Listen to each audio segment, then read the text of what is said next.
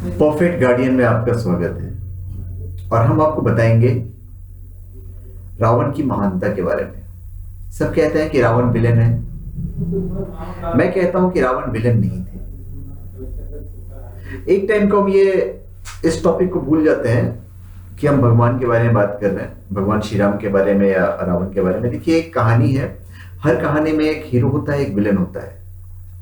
तो राम को हमने आदिकाल से अपने हीरो के रूप में देखा है, क्योंकि वो चीजें हमारे धर्म से जुड़ेंगी। और जब चीजें धर्म से जुड़ जाती है, मतलब हमारे दिल से जुड़ जाती है, फिर हम दिमाग से नहीं सोचते हैं। अगर हम दिमाग से सोचें तो फिर हम जब रामायण का मंथन करेंगे, रामचरितमानस का मंथन करेंगे, तो बहुत सारी चीजें अलग अलग निकल के आएगी। अगर हम इसको साइंटिफिक वे में देखते हैं तो हम पाएंगे कि रावण कहीं भी गलत नहीं थे। वो महान व्यक्तित्व के स्वामी थे। आप शुरू से ही देखिए, आप शुरू से जब आप चीजों को देखेंगे तो आप उनको गलत नहीं पाएंगे। अब देखिए, लक्ष्मण जी ने उनके बहन का नाक कान काट दिया, उनकी बहन को बदसूरत बना दिया, तो कुछ तो एक्शन लेंगे। उन्होंने माता सीता का हरण कर लिया, गुस्से में आके उन्होंने युद्ध नहीं छेड़ दिया। नहीं तो आज की डेट में अगर हम किसी की माँ बहन के साथ इस तरह की हरकत करेंगे तो युद्ध छेड़ देगा। और रावण ने इनको हरण करके उन्होंने अपने रनिवास में नहीं रखा, उन्होंने बकायदा अशोक वाटिका में रखा है। वो क्यों रखा? क्योंकि माता सीता ने प्रण किया था कि उनके पति को वनवास है, तो अर्धांगिनी होने के नाते उन्होंने भी वनवास का प्रण लिया।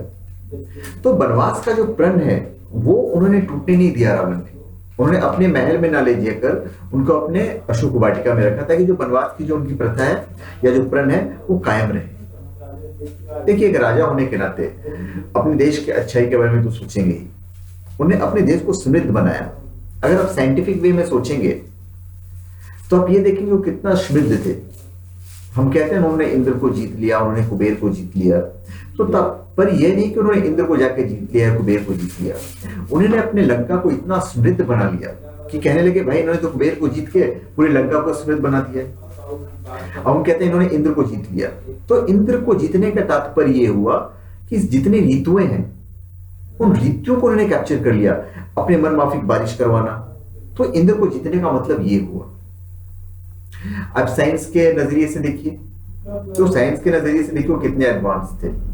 सब कहते हैं सोने की लंका, तो सोने की लंका मतलब समृद्धशाली।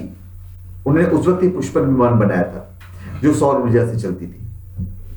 आज भी हम सौर ऊर्जा से चलाने की कोशिश कर रहे हैं। सौर ऊर्जा से जो हमें थोड़ी बहुत सफलता मिली है, उसकी जो स्पीड है वो काफी कम है।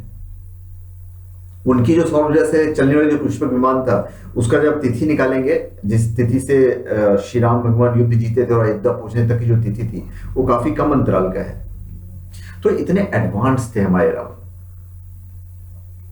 और भी मतलब यह है कि अगर हम जितनी महानता की बातें करें, जो ज्योतिष शास्त्र के ऊपर लेते हैं, तो आज भी जो सबसे परफेक्ट ज्योतिष के बारे में अगर किसी ने लिखा है तो रावण है, जिसे हम रावण संहिता में पूरा पाए जाते हैं। जो नीतियां उन्होंने डेवलप की है, वो रावण संहिता में एक परफेक्ट नीति है हर चीज के बारे में, कि बेटा कैसा होना चाहिए, बाप कैसा होना चाहिए।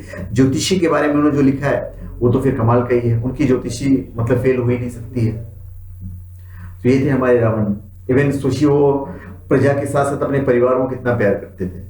वो चाहते तो विभीषण को मार सकते थे, पर उन्होंने ऐसा नहीं किया। पूरे युद्ध के दौरान विभीषण को उन्होंने मारा नहीं। मतलब एक भाई होने का एक फर्ज अदा किया उन्होंने। एक चाह थी अपने भाई के प्रति, अपने पूरे परिवार के प्रति। जब लक्ष्मण जी मूर्छित हो गए मेघनाथ के वाण से, तो उस वक्त सुषेण वैद्य को हनुमान जी उठा के लेके आ गए। उठा के लेके गया क्योंकि वो नीतिवान थे। वो चाहते तो उठा के लेके नहीं आ सकते थे, क्योंकि लक्ष्मण जी ने तो सबको परास्त कर दिया था। सॉरी, मेघनाथ ने सबको परास्त कर दिया था जो लक्ष्मण जी के सामने आए। तो अगर मेघनाथ जी ही अगर वहां पे खड़े हो जाते तो मतलब ये था कि सुषेण वैद्य को तो उठा के आप लेके आ ही नहीं सकते थे। तो उन्होंने जानबूझकर सुषेण वैद्य को लक्ष्मण जी के लिए भेजा है। तो ये थी उनकी नीतिवान होने का, जो महानता की हम बातें कर रहे हैं, वो रावण के ये गुण थे। तो धन्यवाद। आप हमारे चैनल पे सब्सक्राइब करें और अपने कमेंट दीजिए। धन्यवाद।